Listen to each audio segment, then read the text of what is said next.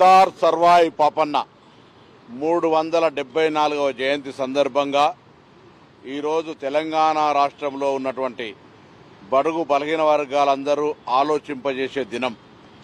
ఆనాడు రాజ్యాధికారం కోసం మరి ఒక పోరాటాన్ని బడుగులను ఐక్యం చేసుకొని ప్రత్యేక సైన్యాన్ని ఏర్పాటు చేసుకొని గోల్కొండ కోట జయించినటువంటి సర్దార్ సర్వాయి పాపన్న ఈరోజు ఉన్నటువంటి తరానికి ఆదర్శం. అందరూ కూడా అతని జీవిత చరిత్ర తెలుసుకోవాలి.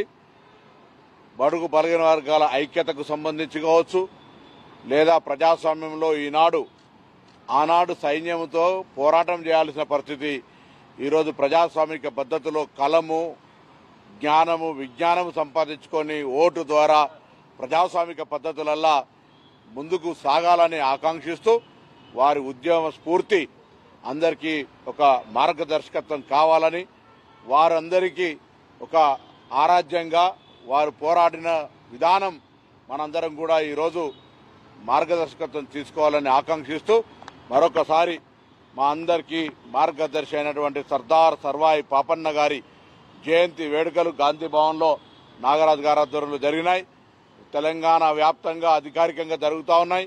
ఈరోజు రవీంద్ర భారతిలో కూడా గౌరవ ముఖ్యమంత్రి గారు, ఉప ముఖ్యమంత్రి గారు కూడా పాల్గొంటూ ఉన్నారు. దీనివల్ల సర్దార్ సర్వాయి పాపన్నకు సంబంధించినటువంటి బడుగు బలహీన వర్గాల నాయకత్వంలో అందరూ కూడా ఐక్యంగా, గ్రామీణ ప్రాంతాలతో సహా అందరూ ఐక్యంగా మరి ముందుకు సాగాలని కోరుకుంటూ పాపన్న గారికి నివాళులు అర్పిస్తా ఉన్నాం. పాపన్న 374వ జయంతి, వారి జయంతి సందర్భంగా ప్రతిసారి కూడా ఒక 4-5 సంవత్సరాల నుండి గాంధీ భవన్లో నిర్వహించడం జరుగుతుంది.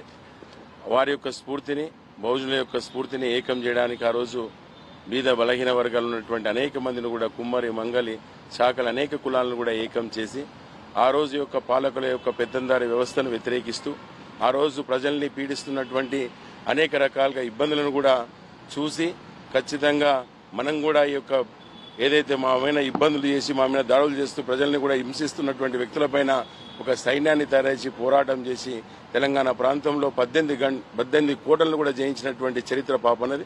వారి స్ఫూర్తిని తెలంగాణ ప్రాంతంలో ఈరోజు పొన్నం ప్రభాకర్ అన్న లాంటి, మహేష్ అన్న లాంటి, మదన్న లాంటి అనేక మంది కూడా ఈ గౌడవ కులంలో పుట్టి ఈ జాతిలో ఉన్నటువంటి ఏదైతే ఉందో రాజాధికార దిశగా ఆ రోజే 300 సంవత్సరాల కిందనే రాజాధికార దిశగా ముందుకు వచ్చినటువంటి సైన్యం ఏర్పాటు చేసిన పాపన్నని స్ఫూర్తిగా వాళ్ళందరూ కూడా తెలంగాణ ప్రాంతంలో మా యొక్క జాతిలో పుట్టి ఈరోజు వారు ప్రాతినిధ్యం వహిస్తూ రాష్ట్రంలో ముఖ్యమైనటువంటి రాజాధికార దిశలో ఉన్నటువంటి వారందరూ కూడా ప్రత్యేక ధన్యవాదాలు తెలుపుకుంటూ ఈ యొక్క కార్యక్రమానికి వచ్చినటువంటి పొన్నం ప్రభాకర్ అన్నకు, మహేష్ అన్నకు, అనిల్ కుమార్ యాదవ్ అందరికీ కూడా పేరు పేరున ధన్యవాదాలు తెలుపు.